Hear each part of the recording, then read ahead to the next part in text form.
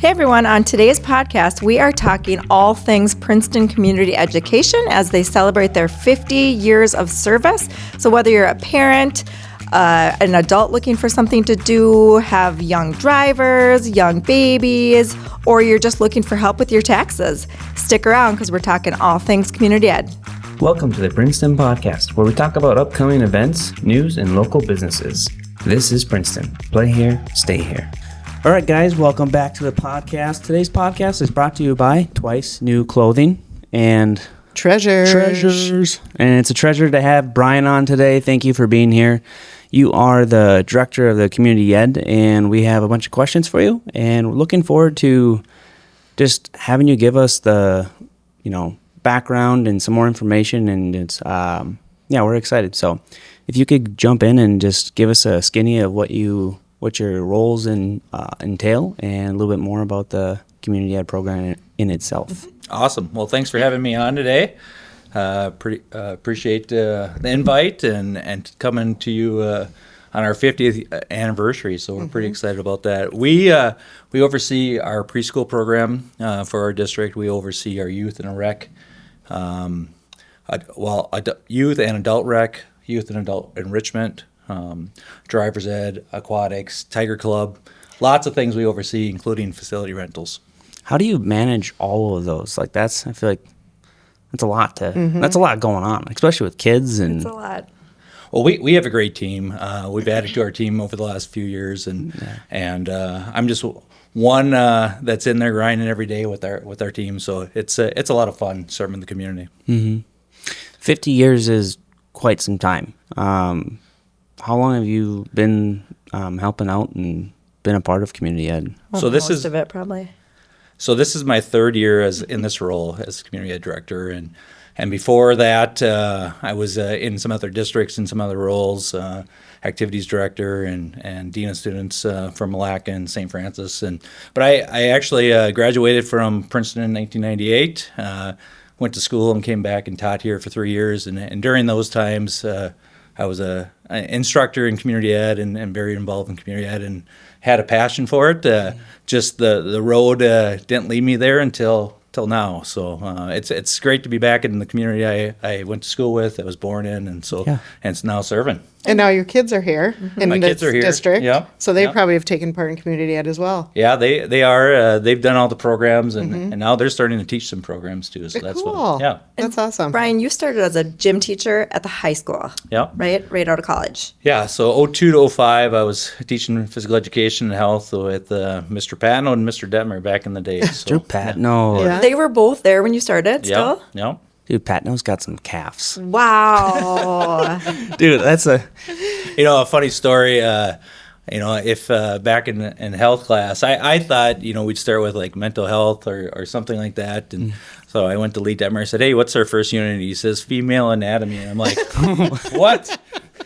So And you three are that was teaching my very first unit, very first intro to He teaching. probably did that on purpose. Oh, I guarantee you, he Yeah. did that on. And yeah. you're like 23, 24. Yeah. No, I was 22. Okay, and 22. My brother was in the first health class I taught, and my sister was my TA. So it was an Oh, my interesting gosh. experience. I So, That's don't remember funny. that. Yeah. Oh, that's fun. yeah. Oh. And Wow, here that's you really are. cool. And here I am. Yep.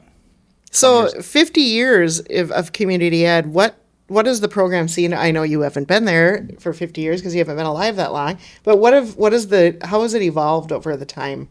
Well, I think it's evolved in a lot of different ways. Anybody want to take a guess who the first community ed director was? I know. Wait. This would have been 1974.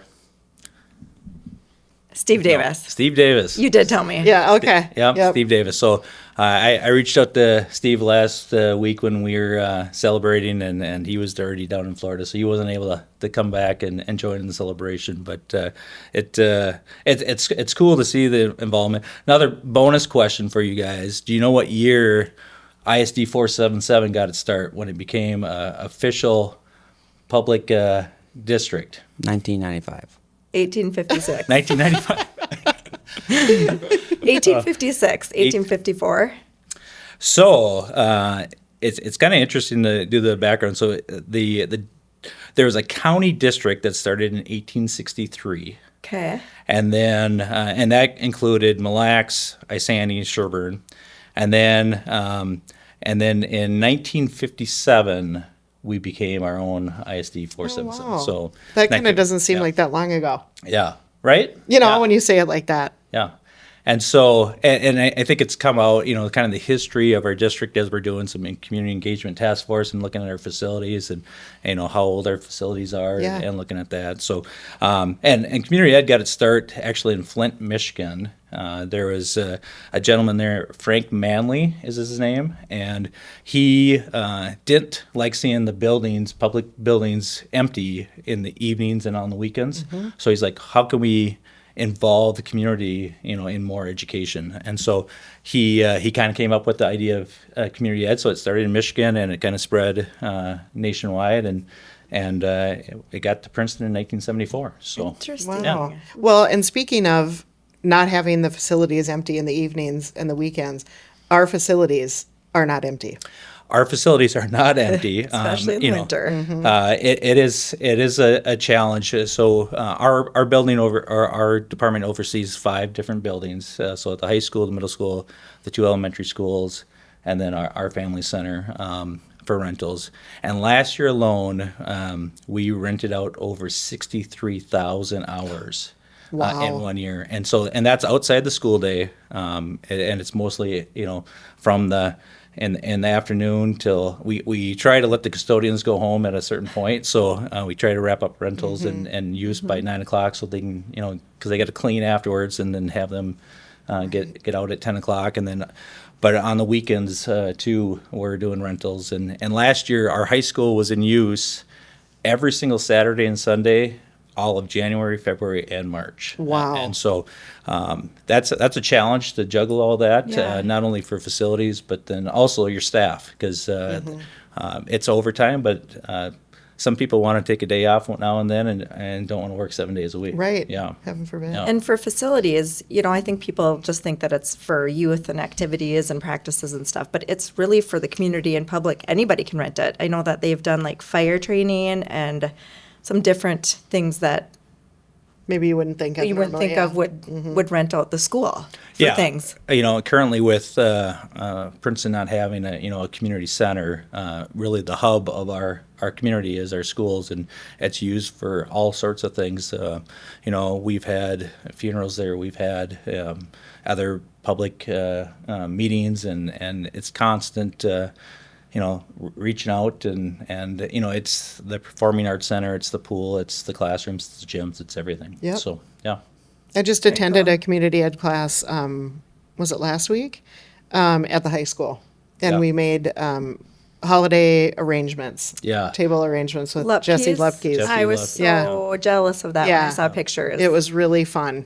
Well, and that's what's exciting, because we're always looking for ideas. We do 3 catalogs, and our catalog just came out. We're pretty excited about our winter and spring catalog, but we have 3 catalogs that come out every year. And through the pandemic, we went to all online. And when I came on 3 years ago, people are like, please bring back the printed catalog. And so we started with the summer. That's the biggest one.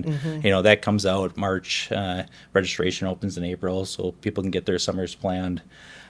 So that's our biggest one. But then our fall comes out in August, and that does our fall season. And then winter and spring come out in December, and that kind of takes us through till we get into summer. And so it's 3 times a year, and it's a huge undertaking because it's about $10,000 to put out a catalog. Yeah. Because we send the catalog out. It's almost 19,000 homes that the catalog goes out to, and so we print that. And then we have to mail it out, and so we're always looking for partners that want to advertise in there and kind of help offset some of those costs because we don't really have a $30,000 budget to print Right. it 3 times a year. So And not just the planning of the catalog, but when do you start planning, like, let's just say summer, that's your biggest one. When do you start planning summer programming? So summer programming, it's year round. Yeah. We're constantly reaching out to people. We have already, the winter and spring just came out, and we're already planning the summer, and we're putting it together. It's just a year round thing. Yep. Always working on one Yes. catalog. Yeah. I got an email It's- from Jackie, I think, in November. When do you Okay. want to do your volleyball camps Okay. next summer? And I'm like, It's not even snowing yet. Yeah, She's right. like, yep, we're working on it. Well, and I think that's what's hard, myself being the baseball coach too. It's like, hey, I'm not even done the spring season. I've already starting to plan summer camps Right. and things like that. But that's how far ahead. We're always working like 2/3 ahead of the year, just to be able to put everything together. We have to stay within, on the catalog, we have to stay within 8 pages. So is it going to be a 40? Is it going to be a 48? Is it a 56-page catalog? How does it all come together? And then we talked about facilities already. It's the jigsaw of those facilities. Right. Outdoor is hard 'cause with the fields and things like that, but indoors is extremely hard. Yeah. And trying to make sure that everything fits and works together. And people have, their desired times that they want to do it in days. yeah. But, what they don't understand is that, for example, in the fall, we had 276 programs. And then in the summer, that doubles. Right. We're almost at 600 programs that we're Wow. trying to put everything together. So When you say programs, can you just dive into a few of them and what they are and maybe what the most popular ones you've had over the last? yeah, a year or two? it's really fluid depending on the time of year. Is it in the summers when we get a lot of our coaches, for our rec programs to help. So Mary with their volleyball, myself with baseball. Our basketball coaches, whatever, and those are always popular and trying to put things together. What I'm proud about our team is that when I came on, I think Princeton Community Ed has always had a really strong rec program, but we've been really trying hard to add to the enrichment side. So adding, some things with robotics, adding things with Legos, adding things, also through the community and the chamber, trying to do partnerships with Flight Expo and Flight Aviation, trying to do things, and again, not just youth, but adult as well. So it's been fun to, and community ed kind of model is, from birth to death. And so we do our early childhood ECFE programs, but now we brought on the funeral home, and they're talking about, pre-planning your estate and your funeral and trying to take some stress away from those situations and with the family. So they're doing some classes with us. We're partnering with, the Pizza Barn on how to make pizzas and things like that. And so, and some of those classes, just because of the type of class they are, they might only be 6, 10, 15 people. I don't know how many were in your. It was a full class. Yeah, I mean, the classroom was full. Yeah, I mean, so, but then you get into like aquatics. Aquatics is one that will fill up the very, that day within an hour or two. And so it's a popular, but it's also just limited because we could only put so many kids in a pool with, ratio with lifeguards and water safety instructors. And you're talking swimming lessons. Swimming lessons, Okay. yep.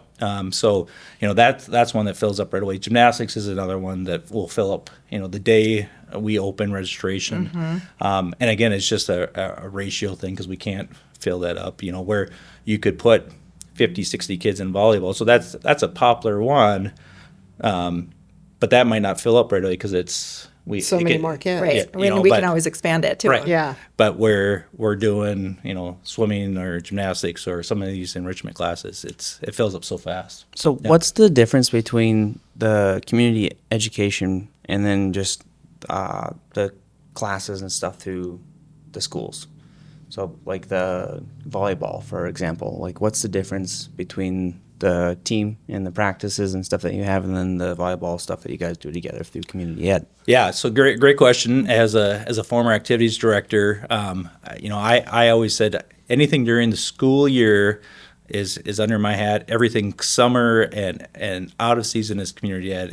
And Minnesota State High School League has some kind of strict guidelines on coaches when they can work with their athletes and when they can't. Summertime is open to all coaches. They just have to sign a waiver and they can work with their kids. During the school year, they really want to encourage multiple sport athletes, so they tell coaches, hey, during your season you can work with kids and you can't other. So then we, as community ed, we kind of take that on and say, hey, we know that you can't work directly with your kids, but we can offer certain camps and things like that, and any ideas. So, we have partnerships with all our coaches, and if they are able to do it, great. If not, then we'll try to find somebody to give some experience. And I think that's been the biggest change. Kim asked about change over the 50 years is I think community ed, like when we were talking recreation, it really was back in the day, it was really, skill development. And now so many kids are doing club and doing other opportunities. So now I think it's really more about exploring new things. And so, I've always been, I'll just use volleyball. I've always been a volleyball player, but I want to try, one thing we're going to try, and our pool is going to be shut down for a little bit. So that's impacting our swimming lessons. But if we're going to open it back up in May before we do summer. And I'm like, why don't we try like water polo and do something like that? And we're just trying to think about, so I might not be a good swimmer, but maybe I can play water polo. So just trying to explore new ideas and new things. You're really doing this. We are. Yeah. Oh, I just want to come watch. Yeah, right.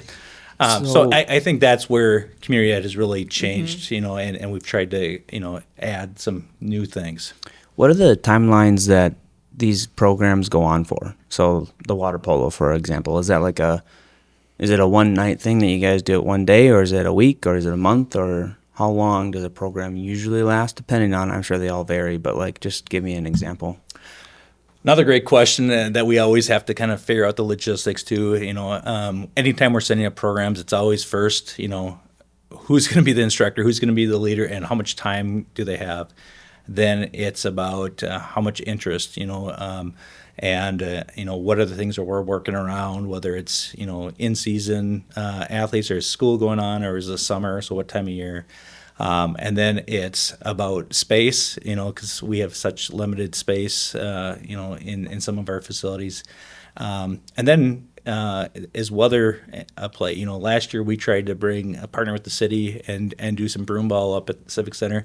Well, Never got ice. The rink never froze, and so I think we got one day. It was supposed to be a 5 week, 1 day a week. Well, we did 1 day. So it really is for whoever's leading that class to kind of partner with our department and kind of figure it out.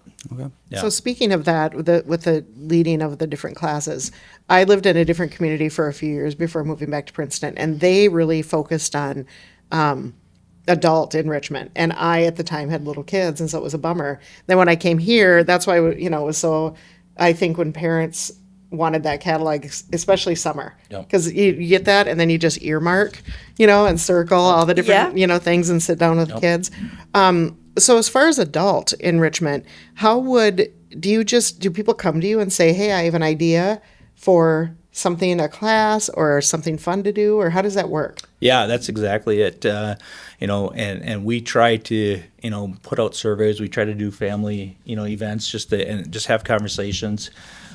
We've been trying to get more, active with the chamber and doing morning networks and lunch and learns and all these things just to connect with people and just say, hey, do you have any ideas? And actually that's how the funeral home got partnered with us, because I'm like, they did a presentation for the chamber. I'm like, hey, could you do a community ed class on this? Because this is really good. And so if anybody has an idea as they're looking through the catalogs and saying, hey, I don't see this. This is an interest of mine, how can I teach a class and maybe, make some connections and a little side money. I think for the adult piece, it was really, we look at 50 years, originally it was like, well, how do I do this? But now we have it in the YouTube generation and everything else. They can go to YouTube and figure out how to change their oil. Yep. But I think now it's that social piece and how, as more and more people are on devices and phones, like, how do I get back and connect? Because, I think about even my own family. It's like our friend group kind of revolves around our kids and what they're doing and what activities they're in. And it's like, well, how do, when we become empty nesters, how do I connect with people at my, and learning to, reconnect with people and through different classes. That is a really important piece, because that's where we are now in our lives. And that's why these, I asked about the adult enrichment too, because that is a part of it, that night that we did the table centerpieces. For one, it was really fun to connect with a lot of people. And secondly, it was really fun to see, one of the high school teachers teach the class, and it was just fun to see her teach. And she's also a friend of ours, but it was like, she's a good teacher, Yeah. you know? Yeah. Yeah. So it was really fun too.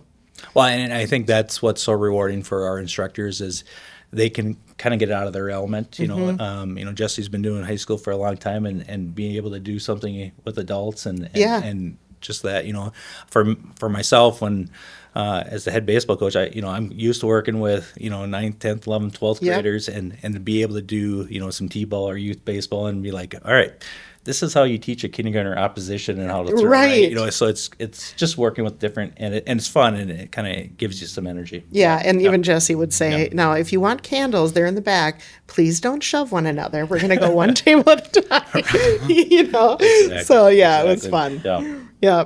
I love that. And, speaking of the socials, you guys do a great job on Facebook and social media and promoting new classes. And, for people that I'm on there all the time because I work on social media, but I see Christy is showing stuff and people are sharing things and that you just wouldn't see, especially the new classes. That's when you talked about the pizza, making the pizza. It's like, oh yeah, I saw pictures of that. That was super cool. Yeah. So you guys do a great job. Well, and that's been a goal of ours is the marketing piece. When I came 3 years ago, it was Christy that was doing was the secretary for early childhood and community ed, trying to do both, and Stephanie was leading the early childhood, and then myself, and so. When you have three trying to do everything, you're just not very good at anything, Right. And so That's so true. we were able to add Kayla, who is doing an amazing job with the Tiger Club and the rec and enrichment piece, and then we added Jesse Cole as our early childhood secretary, and then moved Christy, solely to community ed because our programs are growing and we needed to do that. And then just last year, we brought on Jackie, and she's really helped us with that marketing piece, and that she has a marketing background. And my goal as we continue to move forward is, there's I think a group that is really on social media, and that's an everyday thing. But how do we reach those folks that aren't on social media or on Right. Facebook or Instagram or whatever? So, I think the catalog is one piece. Yeah. And we went around and we have community ed racks at 19 businesses in the area. So, if people aren't getting the catalog, to their mailbox for whatever reason, they can go to a Coburn's and pick one up. They can go to Great Clips or wherever, and get the catalog. Or they can just stop into our office and pick one up, and so. But that's the next thing is how do we continue to put the things we're doing in the classes and the different things out there. And that is hard in a community like Princeton because it's, we have these conversations all the time, should we do newspaper, Right. radio, Right. all the things with marketing. And in this community, kind of have to hit them all. Right. And Yep. still, Yeah. you're not going to hit them all. And Right. it depends Yeah. too, Yeah. like on the event, like who are you trying to reach the most for this subject, right? Like then that'll determine where you're gonna spend most of your marketing time. Right. But oops, I did the thing. You did the thing. I'm proud. I haven't done it yet. I haven't hit the table. That's good. But yeah, we're gonna take a quick break, and then when we come back, we're gonna share or hear about some new and upcoming events and programs. Awesome. Are you looking for a new set of dishes, a new jacket, some new clothes, but you just don't have the extra money to spend this time of year? Then check out Twice New Clothing and Treasures. They're located in the Princeton Mall, and they're open Tuesdays, Thursdays, and Fridays from 9 to 4 and Saturdays 9 to noon. Even if you just enjoy thrifting, it's a great place to shop. Twice New Clothing and Treasures located at the Princeton Mall. Lila's new thing is she'll like rawr. Oh. And so I have a daughter. She's 10 months, and yeah, I think she got it from the dogs because like Scarlett will always growl at Moose. Yeah. So now Lila is like, she'll like clap and go. Oh, it's so cute. Get that on video. Yeah, no kidding. She's a little tiger in the making. Yeah, she is. You should make a video of that. I think we have a couple. That and she likes pickles, so now we've been giving her pickles, and it's like, you know, She likes them. It has that she reaction. loves them. Yeah. Yeah, it was a lot of fun. Enjoy those moments. They go Yep. fast. Yes, they Yeah. do. We are back. And we're back. So, Brian, I serve on your community ed advisory committee, and one thing that we talk about is registration and timeliness of registration, and how on some classes people tend to wait, and then on your end, it becomes a struggle about, do we keep this class? Do we do it? So talk about what you'd like the public to know about that. Yeah, that's a $1 million question right there, Kim. Obviously, people are busy and things change in their lives, so they will kind of wait till the last minute to register. But the problem is we have to communicate with many of our instructors at least a week in advance and say, because these instructors are putting time away and they want to be able to cover costs or make a little bit of money, and so they have minimums, and if we're not reaching those, then it's like, well, then we're not going to run the class, Right. And that's unfortunate because we might have, let's say a minimum is 10, and we might have 8 people that are really hoping for that class, and then we can't run it. And then there's always the space thing and things like that. So we've tried to do some early bird things and a discount if you register by a certain date, and we're doing more and more of that just to kind of push that registration and make sure people are getting registered. But really, they just need to know that they got to get registered at least a week in advance. We always work with people on refunds. The thing is, in the credit card world, and most of our registration is going through Elio, Yeah. our online software, and credit card fees are going up like everything else. So we do charge a $10 refund Cancellation fee. cancellation fee if they have to cancel. So, but we always work with people that, if life happens, right, and Yeah. things come up, and so they might be out $10 if something doesn't work out. But we would encourage them to get registered right as soon as possible, so we know we can run the class. Well, on the other end too, then those 8 people, are bummed, Yep. and you receive calls from people that, the week of, what, the class is canceled? Right, yeah. And you've already had to cancel it. So Yeah. yeah, it's important to try to register as soon as you can. Absolutely. Yeah. Yep. Yeah. So we were talking on the break a little bit about preschool and Tiger Club. I just wanted to dive into that a little bit. I think that there's some people out there that don't understand that that's run through community ed. So preschool starts at age 3. And so are you guys full? Do you have openings? We have 7 different classrooms that we run at the Family Center, the old hospital there. 2 of those settings are kind of all day, every day, and those are more designed to our 4-year-olds that are getting ready to go to kindergarten. We do have some half-day options, and those are open to 3 or 4s. Year olds, and then we have a classroom that's really focused on our early childhood hand in hand partnering. Some of those classes we ask parents to attend, but some of them are without parents as well. And we have so we have morning, we have our afternoon, and we have evening classes with parents too. So we have lots of different options with that.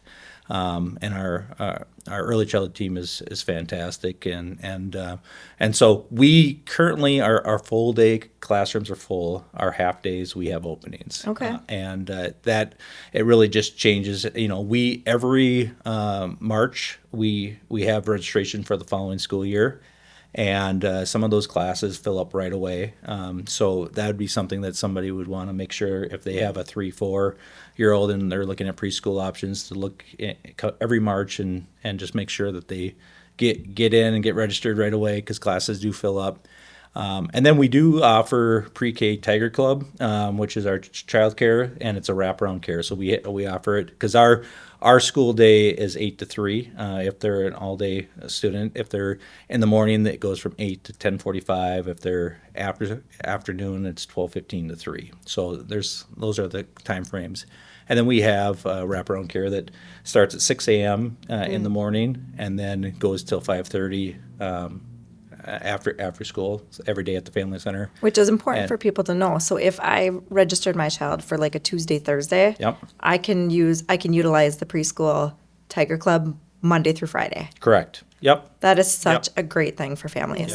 Yeah, it is. Because I know it's hard to find childcare right now, Mm-hmm. and so even if they're doing a 1-day class, they can use our Tiger Club at our pre-K, and we do have openings currently right now.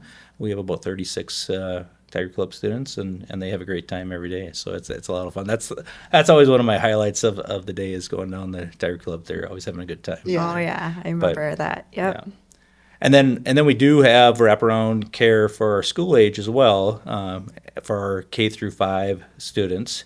And that starts at 6 a.m. before the school day, and it goes till 6 p.m. after the school day. But What is wraparound care? so it's wrapping around the school day. And so you have it before school and you have it after school.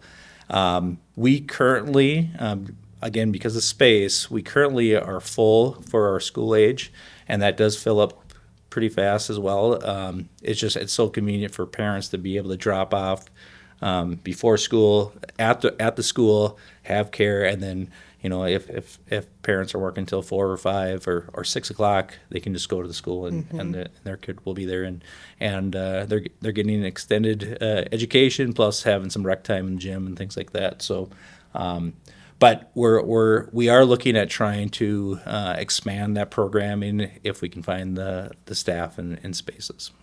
Because you currently have a waiting list for. We do have a waiting list. We've talked about right now. I think way back in the day, we might have had it at 2 sites. We've tried to have it at 1 site because then it's easier for a family that has multiple kids to pick up at the primary school. We have talked about trying to expand it into our intermediate building as well and having 2 sites. But when we do that, then it impacts something else, right? Right. So it impacts offerings we might have in the gym or in the media center or wherever else, because we really have to use those, public spaces that are open because teachers are still working in the rooms till 3 o'clock. Speaking of changes over the past 50 years, in preschool, thinking about when I was in kindergarten, that's when we were learning how to read. Yep. I mean, 100%, we were learning our letters and and now when kids hit kindergarten, they're beyond that. I mean, it's just, and that's because of preschool. Yeah. Just in the last couple of years, it's been a mandate that all preschool teachers are licensed and that they're trained in letters. Letters training is scientific reading strategies. And so we are teaching 3, 4, and 5-year-olds how to read and write. It's not just about social, emotional stuff or how to line up. We're getting into instructional things. We have a curriculum called Frog Street, and our team, that's a new curriculum for us last year, and our team is doing a fantastic job putting that in, whether they're there for 1 day, half day, or 5 days, every day, all day. They're going in and diving into that, and we really want them. We say we're the foundation to a great education, and so we really try to set some goals and that foundation, so when they get into kindergarten and go through there, they're successful. Right. Nice. Yeah, that was kind of mind-blowing for me when my kids went through that, because I just knew that I wasn't, Right. read. I mean, I was maybe learning colors and stuff in Right. kindergarten. Well, Taking know. naps. Yeah. Nap I time. definitely took naps. Yeah. Right. 100%. Well, and I remember, I think my oldest, when we were, I can't speak for Zach, but, No. but at least for us, kindergarten wasn't required every day, and I think right. Yeah. Yes, it my, was. my oldest, I think, might have been the last one or the first one that were at kindergarten. You didn't have to pay to send your kid every day Yep. to kindergarten. Yep. And I'm hoping at some point we can look at that for some state funding for pre-K.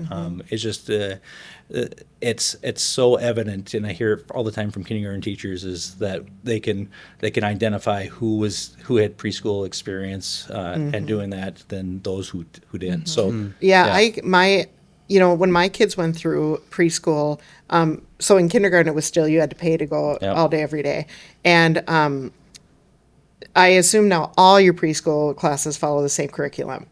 Yep. Whereas when that wasn't the case when my kids went through.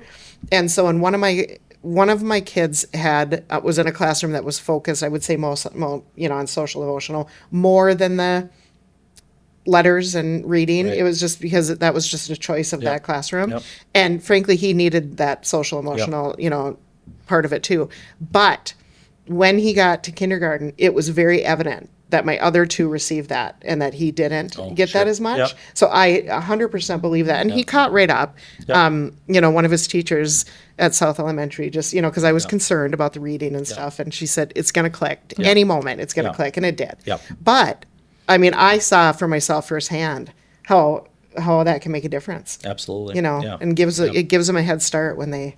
Yeah, and kids, I don't want to say that they absolutely have to go to preschool to be Right. successful, but it certainly is a helping stepping stone to It be is. successful, and it helps that, and some of it is just being able to separate from mom and dad, too, at that age. Yep. And being able to get that done at the family center when they're in pre-K versus kindergarten or first grade where they're trying to separate and be in a classroom away from mom and dad for the first time. So there's so many benefits. That was the child that really needed that, Yes. was the separation Yes. piece. So that was the part he really had to work on. And the other thing that we haven't really touched on is that the parent education part. Yes.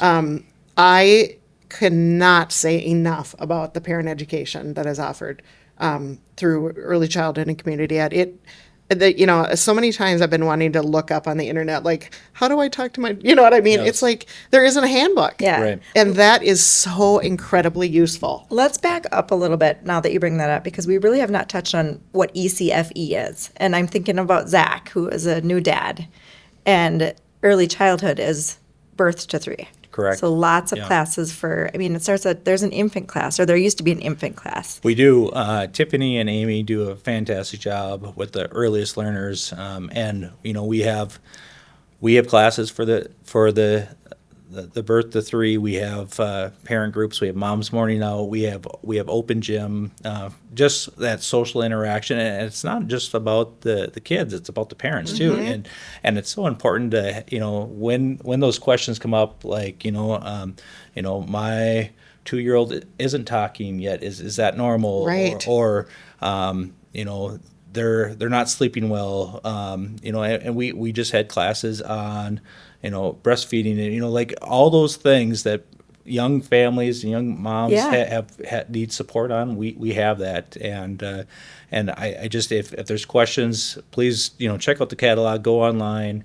There's support here at the family center, and Amy is our parent educator, and lots of different classes and support staff, and I think the piece that social network with other parents that are going through the same thing and have the same age. And you get a lot of questions answered, and not you can't believe everything you read on the internet, right? So, That's right. And if you do, then you start to panic because It's usually something bad. Yeah. And I loved ECFE, and I was just thinking about you and Britt, Yeah, I and loved it too. there's these classes that they're like an hour and a half where you start with your child, so it'd be you two and Lila with all the other parents and the teachers, and you're doing stuff together. Correct me Yep, if I'm yep. wrong, No, because you're- maybe it's changed. no. And then halfway through, the parents separate with a parent educator, and then the kids are just with the teachers. Yep. So then they have that little bit of separation. It just starts them really early, and it's awesome. Yep. And I don't know if this is still something, I'll never forget it. We, during our parent education one night, we got to go and watch our kids through the Oh, the glass. glass where they Yeah. couldn't see us. Yeah. And it was so, you kind of get to know these parents, and you're just like, please don't let my kid be the one that hits another kid in front of all these you know what I mean? You're little watching Rama. them. Yes, and you're watching them interact, and it's like, oh, please. But that education for new parents especially, it is, and every child is different. Yep. So one child, and then you go back again with your second child, and it's like a whole different thing. Well, and that's the thing is, like you said, every kid is different, and experiences are different, and so and we do a lot of play-based learning, and some of our parent classes as parents are on the outside and the kids are playing and interacting together, and making it normal on how kids are interacting, and I think people always have that fear. Well, I don't want my kid to do this or that, Right. but understanding that all kids do those things, Yeah. and it's kind of just normalizing, some of those that That's interaction, right. Yeah. and it's going to be okay. And if there is some things that the child or the parent needs some support, then we have a early childhood special ed team that is, fantastic, and whether it's speech or other behaviors or whatever that the family needs some support on. We do have in our half day, we do have some level 2, which has some special ed students and general ed, and it's all inclusive, and they're getting the same classes. Just the special ed students have some extra support.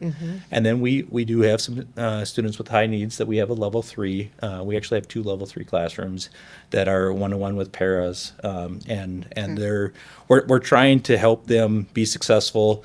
And then when they get to that primary building, that K through 2, then they can just hit the ground running. That's So, right. Yeah. You just, and the other thing as a parent that's fun about early childhood is they get all these experiences without having it all, the mess at home, Right. like getting to Yeah. go play and That was my favorite. it's like the Shaving cream, and the, painting. all this messy stuff, and they just love it. Play-Doh. They want it at home, but it gives you lots of ideas for things to do with your kids, and Yeah. Right. it's just I cannot speak more highly about it. And if a family's interested or wanting to get more information, I'd recommend our open gyms. Those are usually Thursday mornings, and then we do a number of what we call family nights, and those are open to any young family in our community. So we do homecoming. That's always in September, October. We do a fall family night. We do a winter. We do a spring, and spring is around that registration time in Yeah. March. We've been the last couple of years we've been doing the parade night. Yep. And so the parade goes right by our building, so we do that. And you do not have to be a registered Correct. student. Yeah, so they could come and, For preschool. and meet our staff, do some of the games. And Have a hot activities. dog. Yeah, hot Super dog. cool. I'm always over the grill Yeah. cooking. So, Yeah. and then what we've also tried to do now recently is, so we have a lot of family nights for preschool, but we're also trying to do some family nights for community ed. So, and then really trying to do some fundraisers for those families that are having a hard time paying for some of those extra classes. So we just had our bingo night at the primary school, and I think we had, we talked about the registration piece. I think we had 125 register, but we had 175 show up, and so Right. then trying to manage bingo? it. Yeah. Yeah. And, Oh, that's and awesome. try not to turn people away, Right. because we want them to have a good experience. Yep. Yeah. Huh. Yeah. Do you have any questions, Zach? Do you feel overwhelmed? This is Zach, great. We have so much Sorry, for I you was to- sitting here before our first break, and I was thinking, oh my gosh, Zach Zach is probably thinking like, oh my gosh, should we be doing this? Are we supposed to be doing that? And Yeah. you got to get Lila screened when she turns 3. Yeah. and- Well, we haven't even talked about that. Yeah. Screening is another important piece. Kids can start to get screened when they're 3. We really highly recommend them to get screened before they go to primary school, and that helps them we just kind of do a baseline on and it's physical, it's mental, it's emotional, it's all those things, and just kind of give the parent some guidance on next steps and doing that. So we have a great screening team. So 3. That's coming up too. Before you know it. Coming up. Well, I'm telling you, it'll be the Time- blink of it's an like eye. 2.5 years. Yeah. so She'll yes, be graduating soon from New high school. parents. All right, we need to relax. couple bullet points that you need to, Yeah. to know, Zach. So ECFE is birth to 3, Okay. and preschool is 3 to 5 or 6. Screening at 3, must be 3 by to register for. So that's one Preschool. That's one change we used to have it where you had to be 3 by the start of the school year. Now, as soon as they hit 3, it might be January that we can get them enrolled in the class. So In any class? yeah. Oh, that is new. Okay. As long as there's openings, obviously. Right. And we wouldn't put a 3 in an all-day setting, but in our half-day settings if it's open. Yeah. So So that as was soon as they turn 3. yeah. Okay. So that was one change we made. It just what we were finding is if my child turns 3 in October, that's almost a year they have to wait. Right. And so just being able to help them and get them some service. And, Yeah. Yeah. So Well, that's a great change. yeah. Yeah. Well, is there anything else that you'd like to cover before we let you? Was there Go.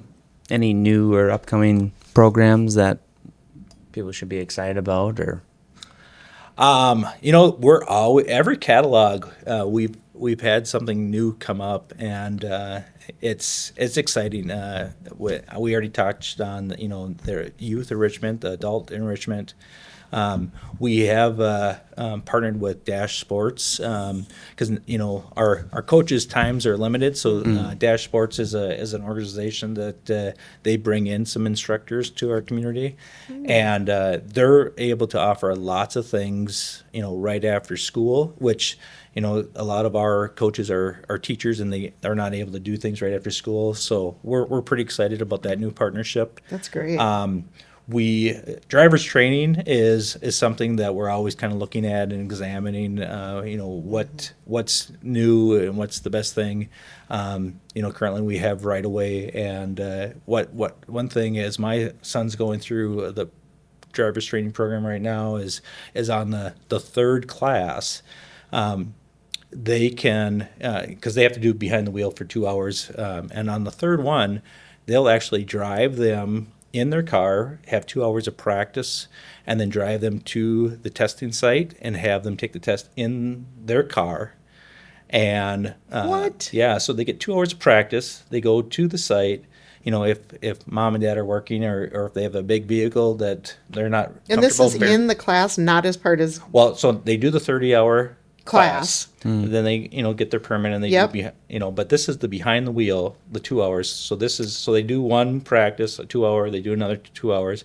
But on the third one, if they want to set it up when they hit 16, they can do the 2 hours of practice and then go right to the testing site and take the test in the car that they just practiced in for 2 hours. Okay, that's awesome. And then That's so cool. So taking off tons of anxiety for these kids. Right. And, sometimes parents try to support and help, but they make them more nervous. Like, remember this, remember this. Yeah, yeah. The instructor is actually, okay, here's what your test is going to look like. Right. Here's what we're going to do. And you're practicing in the car. You're going to take the test in. Right. And then you take the test, and hopefully the success rate for that has gone up quite a bit. I bet. I love that. Yeah. That's really And cool. it is a nightmare to try to figure out when to schedule and Oh, yeah. the DMV and all that stuff, and they schedule it all for you. And so, Seriously? yes. So And you said it's called Right Away? right away. Okay. Yep. Wow. They're based out of Forest Lake. That and, alone. And they're coming to the west. So they've kind of expanded. So and some other driving schools are starting to do this because they just know how big of a struggle it is. It's Yeah, huge. Yeah. It's so, huge. So we're pretty excited about that program. We've also youth football is another big one that we've done, and we've had some changes. In the past, I think some of the leagues that we've been in haven't been a great fit for us, and our new league is partnered with Cambridge, North Branch, Saga, Forest Lake. It's kind of the east old Rum River, and that's been a much better fit. And our numbers are kind of going through the roof. Second and third grade youth football used to be run by some parents, and the parents were like, "We don't want to try to manage this anymore. Will you take it on?" And we have second through sixth grade football that we're doing now. Nice. And then our archery program with the Wickhams is huge. Robotics is huge, and we're working with Brand Manufacturing on that, and they're helping lead that. Great. Youth wrestling is big. I mean, it's really cool to see a lot of these programs just expand and Yeah. grow, and it's really about hopefully every family being connected to our community, and getting every kid finding what their interests are, and then having them be connected. I was meeting with Darren Labs and Ryan Jensen at the high school the other day, and their goal is that every kid that comes into the high school is connected to something, because when they're Yep. connected to something outside the normal school day, then this success rate goes way through the roof, right? So finding what those interests are, and obviously elementary kids have lots of interests and lots of things, and it kind of has a pyramid model as you get older, because then I start driving, I got gas to pay for, they start working, but hopefully that they can identify with those couple key things that they're involved with. Yeah, I love that. Yeah. Well, that's great. Yeah, you guys are doing a great job. I mean, I think Yep. the community has seen community education grow, and It's just it's out there. Yep. So. Yeah. So register early, folks. Yes. Right. Register early. Well, Brian, thank you so Yeah. much for being here and Yeah. taking the time out of your busy day. I know you're very busy with all that you have going on, so we appreciate you being here. So until next time, this is Kim, Zach, and Mary signing off. This is Princeton. Stay here, play here.